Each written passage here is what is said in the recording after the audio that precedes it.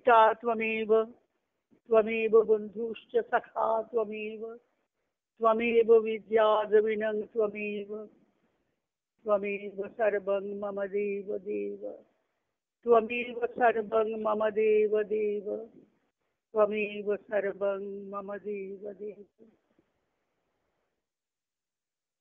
গতকাল তো অক্ষয় তৃতীয়া হয়ে গেল, অত্যন্ত পূর্ণ পবিত্র দিন। আমরা জানি সত্যযুগের আরম্ভ হয়েছিল অক্ষয় তৃতীয়া থেকে। কে বার করেছে জানি না, আমরা তো সেইটাই জেনে এসেছি। অক্ষয় তৃতীয়া সত্যযুগা। অক্ষয় তৃতীয়াতে গঙ্গা নাকি ভগীরথ গঙ্গাকে অবতরণ করিয়েছেন মর্তে। অনেক হয়েছে কিছু অক্ষয় তৃতীয়াটা কেন পূর্ণ। পরশুরামের জন্মদিন অক্ষয় তৃতীয়াতে, পরশুরাম জয়ন্তী হয়। আমরা কালকে আমাদের অক্ষয় তৃতীয়ার উৎসব আমরা করেছি। আমাদের তো সারদা সমিতির প্রতিষ্ঠা দিবস ছিল, আর আমার গীতার ক্লাস নিয়ে করেছি। আমরা মায়ের প্রার্থনা দিয়ে শুরু করি আজকে, যে প্রার্থনাটা কালকে করেছি।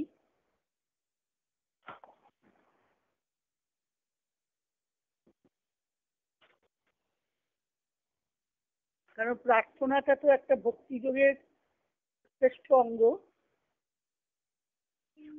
এই যুগে ঠাকুর বলছেন কলিযুগে নারদীয়া ভক্তি, অর্থাৎ নারদ যেমন ভগবানের নাম গুণগান করে জগতে ঘুরে বেড়ায়, তার নামে থাকা সেই ভক্তি নারদীয়া ভক্তি, বৈরী ভক্তি না। কোনো আচার বিচার নিয়ম কানুন কিছু নেই, শুধু তাকে ভগবানের প্রতি অনুরাগ, ভালোবাসা, প্রেম, এটি ভক্তিযোগের সার কথা।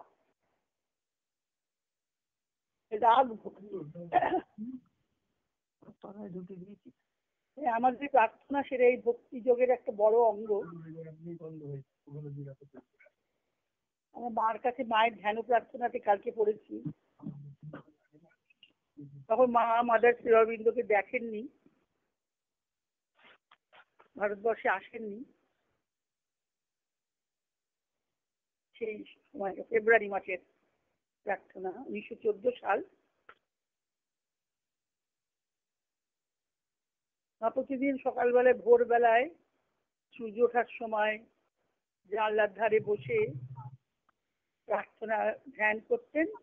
তারপরে যে প্রার্থনাটি আসতো সেটা লিখে রাখতেন। এটা মায়ের অভ্যাস ছিল, তাই মায়ের সাধনা ছিল। মা বলছেন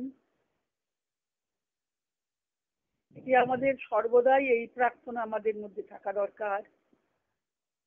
মা নিজে করছেন আমাদের হয়ে ভগবানের কাছে। সমস্ত পৃথিবীর উপর নামে যেন শান্তি শান্তি, সকলেই যেন সাধারণ চেতনা থেকে রক্ষা পায়, স্থূল বস্তুর উপর আসক্তি থেকে মুক্ত হয়। বাক্যগুলি খেয়াল করার মতো, স্থূল বস্তুর উপর আসক্তি থেকে মুক্ত হয়। তোমার দিব্য সান্নিধ্যের জ্ঞান যেন তাদের আসে, তোমার পরাচেতনার সঙ্গে তাদের চেতনা যেন সংযুক্ত হয়, আর ফলে আসে যে শান্তির পূর্ণতা, তার আস্বাদ যেন পায়। ভগবান তুমি আমাদের সত্তার একচ্ছত্র অধীশ্বর, তোমার বিধানই আমাদের বিধান। আমাদের সমস্ত শক্তি দিয়ে আমরা আকাঙ্ক্ষা করি যেন তোমার শাশ্বত চেতনার সঙ্গে আমাদের চেতনা একীভূত করতে পারি, যাতে প্রত্যেক জিনিসের মধ্যে, প্রত্যেক মুহূর্তে তোমারই দিব্য কর্ম আমরা সংসিদ্ধ করে তুলতে পারি। শেষে বলছেন ভগবান দৈনন্দিন যোগাযোগের সকল দুশ্চিন্তা থেকে আমাদের মুক্ত করো। দৈনন্দিন যোগাযোগের সকল দুশ্চিন্তা থেকে আমাদের মুক্ত করো। মুক্ত করো নিত্যকার বহির্মুখী দৃষ্টি থেকে। কি বলছেন? মুক্ত করো নিত্যকার বহির্মুখী দৃষ্টি থেকে।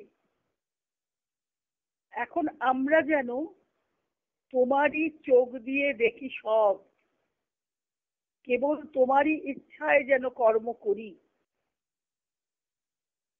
তোমার দিব্য প্রেমের জীবন্ত শিখারূপে আমাদের নূতন করে গড়ে তোলো। তোমার দিব্য প্রেমের জীবন্ত শিখারূপে, জ্বলন্ত শিখা যেন আমরা হই, জীবন্ত শিখা, ম্যারম্যারে আলো নয়, উজ্জ্বল আলো। কিসের আলো? প্রেমের আলো। আমাদের নূতন করে গড়ে তোলো। শ্রদ্ধা ভরে, ভক্তি ভরে, সর্বাঙ্গ সানন্দে উৎসর্গ করে আমি আমাকে নিবেদন করছি, হে ভগবান, যাতে তোমার বিধান সার্থক হয়ে ওঠে। ভগবানের বিধানেই তো জগৎ চলছে। তিনি জগতের স্রষ্টা, তাতেই স্থিতি, তাতেই লয়।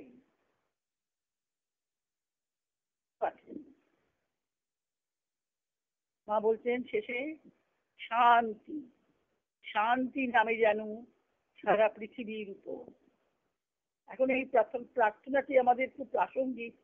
সারা পৃথিবী অশান্তিতে বিধ্বস্ত হয়ে যাচ্ছে। শুধু ভারত নয়, সারা পৃথিবীর উপরই অশান্তির আগুন জ্বলছে। তাই মা বলছেন শান্তি, শান্তি নামে যেন সারা পৃথিবীর উপর। এখন আমাদের এই প্রার্থনা ব্যক্তিগত প্রার্থনার থেকে সমষ্টিগত প্রার্থনার অনেক শক্তি। শুধু ব্যক্তিগত সুখের প্রার্থনা না করে, ব্যক্তি ভাবনায় না থেকে, আমাদের এখন যা পরিস্থিতি, আমরা মায়ের প্রার্থনার সুরে আমাদের হৃদয়টি বেঁধে ফেলি। আর কি অক্ষয় তৃতীয়া মনে হল তো, তাই কারো প্রার্থনাটি যা আমরা করবো তাই অক্ষয় হবে আমাদের বিশ্বাস। তাই প্রার্থনা যেন আমাদের মনে অক্ষয় ভাবে অনুরণিত হয় সর্বক্ষণ। ভগবানের বিধানকে আমাদের জীবনে সত্য করতে হবে। তোমার দিব্য কর্মকে আমাদের জীবনে সংসিদ্ধ করতে হবে। আমাদের পরাচেতনার সঙ্গে, ভগবানের পরাচেতনার সঙ্গে আমাদের সাধারণ চেতনাকে সংযুক্ত হতে হবে। তার জন্য ক্রম আছে, কি আমাদের করতে হবে। আর কি, স্থূল বস্তুর ওপর আসক্তি থেকে যেন আমরা মুক্ত হই। সকলেই, মা সকলের জন্যই প্রার্থনা করছেন, আমাদের সাধারণের জন্যই এটা বিশেষ প্রযোজ্য। আমরা সর্বদাই বহির্মুখী, বস্তুর উপরে আমাদের আকর্ষণ। সেই জন্যে এই আসক্তি থেকে মুক্ত হতে গেলে, না হলে আমাদের তো সাধারণ চেতনা পরাচেতনার সঙ্গে যুক্ত হবে না। এই চেতনার মানে গণ্ডিবদ্ধ সীমাতেই আমরা আবদ্ধ থাকব। তার জন্য পদ্ধতিটা কি? পদ্ধতি আছে,